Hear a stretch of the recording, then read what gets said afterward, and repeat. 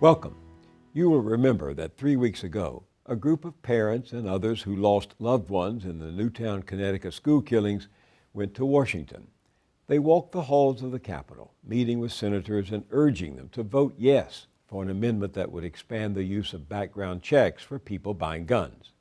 Although a majority favored the legislation, they fell 6 votes short of the 60 votes necessary under current Senate rules for passage. But the Newtown families, friends, and neighbors do not intend to quit. They're part now of a nationwide movement committed to changing our gun culture. They call it the Sandy Hook Promise, after the Sandy Hook Elementary School where the 20 children and 6 educators were shot and killed. Their mission statement reads, "America is in desperate need of a new path forward to address our epidemic of gun violence." And then comes the promise. This time, there will be change. Francine Wheeler, one of the Newtown parents who has made that promise, is with me now. She is the mother of 6-year-old Ben, a Sandy Hook first grader who was one of those slain in December. You may have seen Francine a few weeks ago when President Obama asked her to deliver his weekly radio and internet address. Or you may have watched her on 60 Minutes with her husband, David, a graphic designer, who will join us later in the broadcast. But first, Francine and I are with Peter Yarrow, the folk singer and activist. You know him from Peter, Paul, and Mary, the celebrated trio who entertained and moved us with their music while tirelessly campaigning for peace and social justice. In February, Peter was asked to come to Connecticut and appear in a concert to give those still grieving a sense of comfort and solidarity. Francine Wheeler, who is a talented singer and music teacher, performed too, as did her husband, David. Francine and Peter, welcome to you both. Thank you. The Sandy Hook Promise talks about turning tragedy into a moment of transformation. Was there a moment like that for you after Ben's death, when suddenly you realized there was something you had to do? Yeah, but it was very gradual for me. It wasn't that way for everyone. But for me, it was a voice inside of me that said, because I didn't want to live, okay? And I felt I had to ask myself, how am I going to live? How am I going to get up and raise my other child and be a partner to my husband? How am I going to do that? And it just gradually, organically happened where I said, you know what? I'm going to talk to people. I'm going to tell them about my son. I'm going to tell them what it's like to be a mother. And I'm going to tell them what it's like to find a conversation about change that is love. I'm going to do it without fighting them. And I knew it. It just came to me, and I had hope. And Sandy Hook Promise was a group of people who were helping some of the families who wanted to get this message out. And that's what you have. You have many different people in this community who are in such pain. And, you know, we didn't ask to be in this club together, but we are. You said without fighting them. What do you mean without fighting who? Well, when you have 26 victims, you have 26 different families. When you have this country, you have 50 different states. You have people who have different values, different lives that are very different from mine. And different positions on guns. Different positions on guns, different positions on mental health, different positions on the security of our schools. So I had to talk to them, and I still do talk to them, because their parents, their kids go to school, their grandparents, their brothers, their sisters, their aunts, their uncles, so they have their perspective, and they want safety. And I think there's a misconception that Sandy Hook Promise is just about the gun debate. It is not. No, one of your mission statements is to help the community heal and help the country heal. Yes, that's where Peter came in and just helping us to start to heal, and that's so important. You've been in many concerts before, but when I watched the first round of this one on tape, I realized there's something different about Peter Yarrow in this. Oh, it's true. I was back in the place that I was when I sang at the March on Washington in 1963, where Martin Luther King delivered the I Have a Dream speech and Peter, Paul, and Mary sang Blowing in the Wind and Knife and a Hammer. I sometimes say that it was so thick in the air, the love and this sense of determination with pain, somehow transforming the pain into love, that you could literally pick it up and eat it for lunch. Yeah. I was there for the March on Washington. I heard you all sing Yes. the Martin Luther King speech. You and David and Peter sang many of the songs from that era, including this one that gives a sense of power in mass action.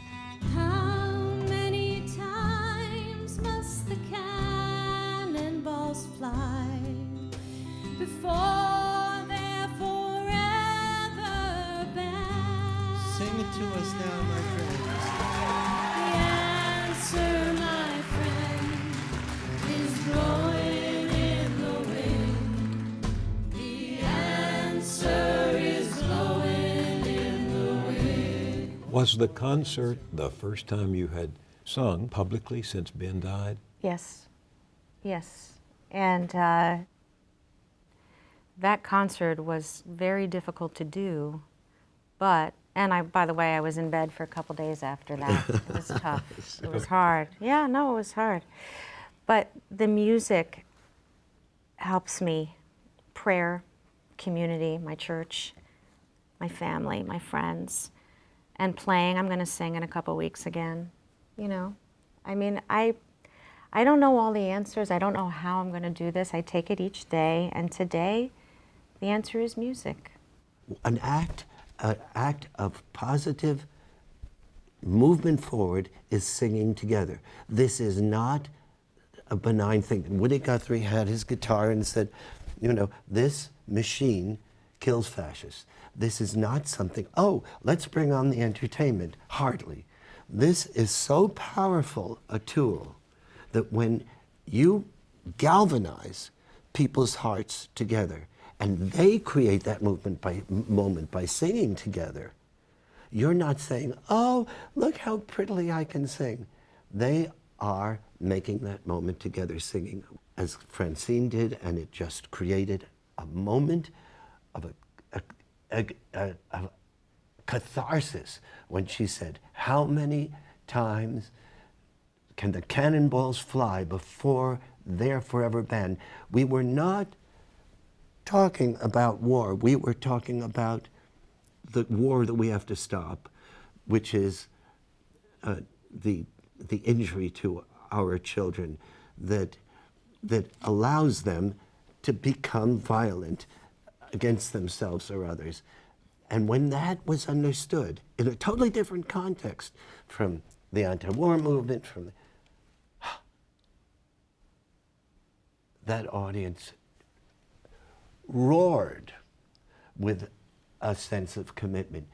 That is activism in and of itself. You need to create that spirit of determination. The Sandy Hook Promise pledge talks about being open to all possibilities and having conversations where even those with sharply opposed views, I'm quoting, can debate in goodwill. Now, the debate we've been having has come down to the NRA versus gun control advocates. Do you really believe that you can have a debate with the NRA? Well, I don't think that Sandy Hook Promise is trying to debate the NRA. I think that what Sandy Hook Promise is saying, and forgive me because I'm not a politician, I'm coming from a parent's point of view, is we're trying to say, okay, you own a gun, you don't own guns. I've never owned a gun. I don't know what it's like to own a gun. But there are a lot of responsible gun owners out there, some of whom are NRA members.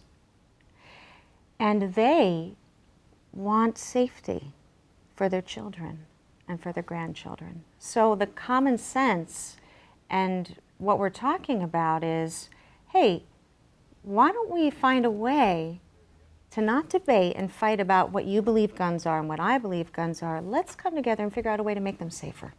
Why don't we do that? Why don't we take them out of hands of people who shouldn't have them, like background checks, common sense.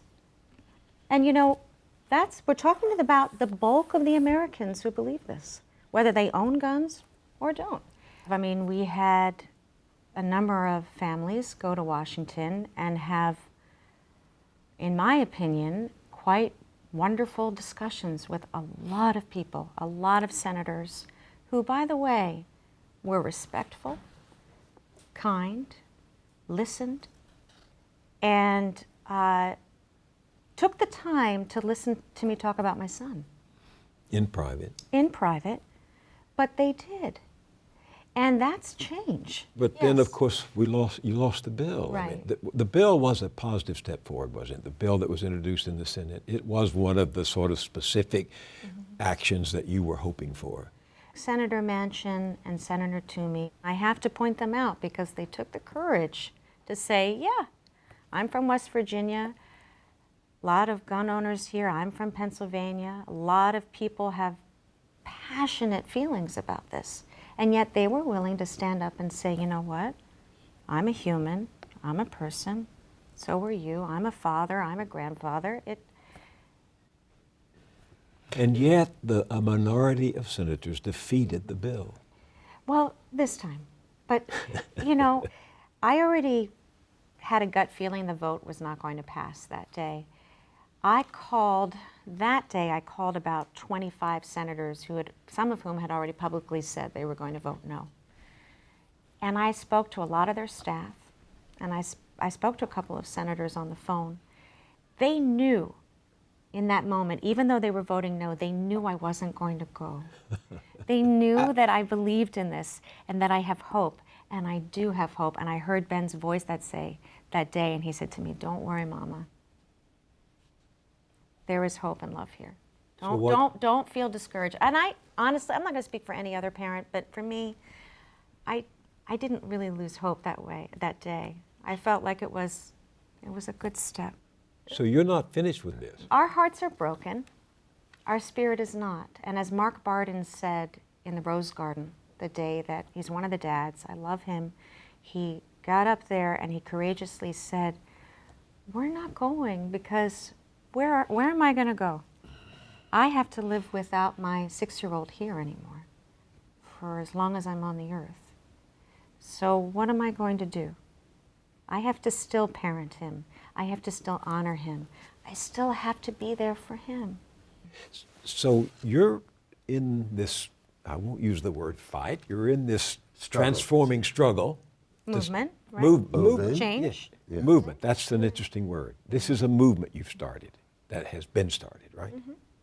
And where is it going to take us in your mind? I think it will take us to a more loving and safe place, generally. I mean, that's the quick answer. Specifically,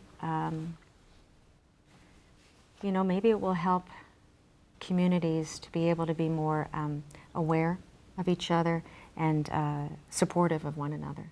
I think one of the regrets that a lot of us in Newtown have about this tragedy is that we didn't know. We didn't know that this man was troubled. We didn't know. So that's a problem. We have to change that. We have to know.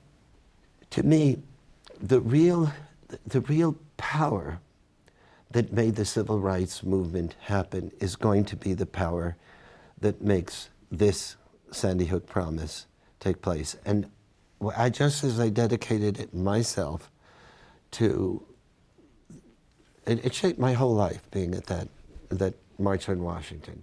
I dedicated myself to not only eliminating that horrific unfairness, but other unfairnesses, and celebrating the wonderment of what happens when you do confront it. What will change this country are two things. Number one, it's not just the passage of a bill. If people don't have it in their hearts, if we don't believe in ways that you've been talking about, that we care about each other and we can find common ground and we can reach across the divide, then we're not going to get there. We need to build love. And frankly, in the adults, that's a tough thing to do. But if we concentrate on our kids, giving them a loving environment, I'm telling you something, this Sandy Hook promise is going to be fulfilled. There is one song in the cousin, Family. Yeah. Can you talk about that a moment, and then I'd like for my audience to hear it. Family was the moment of catharsis for me at the concert. It was astonishing. when And sang you know, this. Ben was there. Ben was there. Yes. You know, I've listened to Dar Williams for, I don't know, 15 years. And I had never met her before the day of the concert. And she said, through Peter, you know, what does Francine want to sing? And she suggested Pierce Pettis's song Family. And when I listened to it, after I cried for a while, I realized it was the perfect song. I mean, the word I say in the second verse is, we stood outside in the summer rain, different people with a common pain. And that's what you have. And it also says, there's a line, he's just a child, that's all. That is, to me, such a powerful line. It's a child, he's, you know, in a box in the cold. It's a child. Right. He's just a child. That's all. We're not talking about sophisticated political dilemmas. Can we just have some empathy for that child who is gone? Or the teacher that was trying to protect that child. Absolutely. We will play that song for our audience as we say farewell. Francine Wheeler and Peter Yarrow, thank you very much for joining me, and thank you very much for your witness.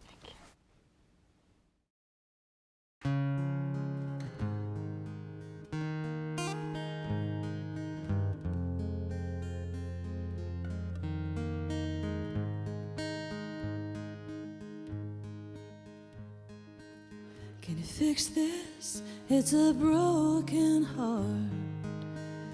It was fine, but it just fell apart. It was mine, but now I give it to you. 'Cause you can fix it. You know what to do. Let your love cover me like a pair of angel wings. You are my family. You are my family.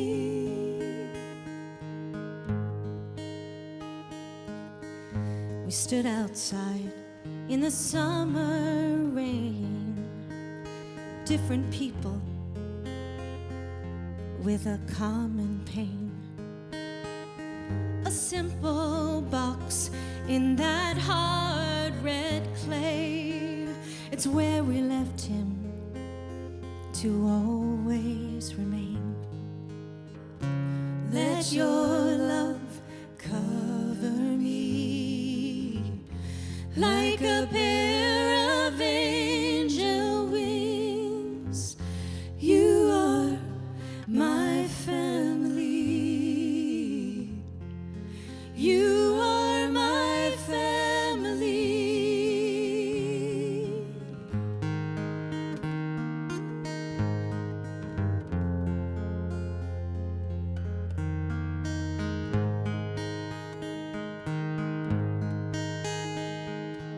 And the child who played with the moon and stars waves a snatch of hay in a common barn. In the lonely house of Adam's fall lies a child. It's just a child that's all crying. Let your love cover me like a pair of angel wings.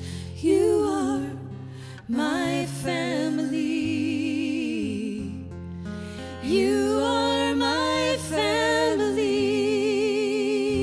You are my family. You